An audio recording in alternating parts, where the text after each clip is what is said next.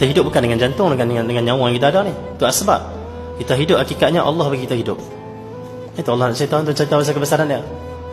Tapi Nabi Yunus ni bila tenggelam dalam dua kegelapan laut dan kegelapan perut ikan, tak boleh nak keluar dah. Kalau keluar daripada perut ikan, lemah dalam air laut. Duduk dalam perut ikan, tak ada makan, tak ada apa, problem juga. Dua problem yang tak boleh lepas. Dua masalah yang tak boleh lepas. Siapa yang tak boleh lepas? Siapa boleh lepas kalau kena tengah ikan? Siapa boleh lepas duduk di tengah laut, dasar laut sana? Mana ada orang boleh hidup? Matilah. Bahasa dia matilah. Ini adat, hukum adat dia. Tapi Allah nak tunjuk hanya dengan satu kalimat, satu zikir, satu doa. Seperti Nabi sebut dalam hadis, khairud doa. Nabi sebut khairud doa, doa dhunnun. Nabi sebut sebaik-baik doa adalah doa dhunnun. Doa Nabi Yunus apa dia? La ilaha illa anta subhanaka inni kuntu minaz zalimin.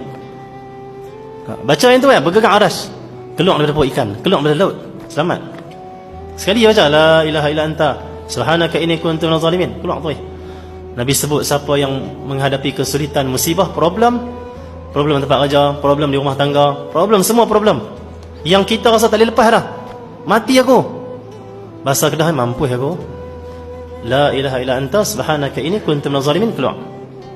Baca dengan yakin kuasa Allah, baca dengan yakin Allah boleh bagi jalan, baca dengan percaya ke Allah tu, bukan baca lillah hati ragu-ragu. Allah boleh lepas aku ke?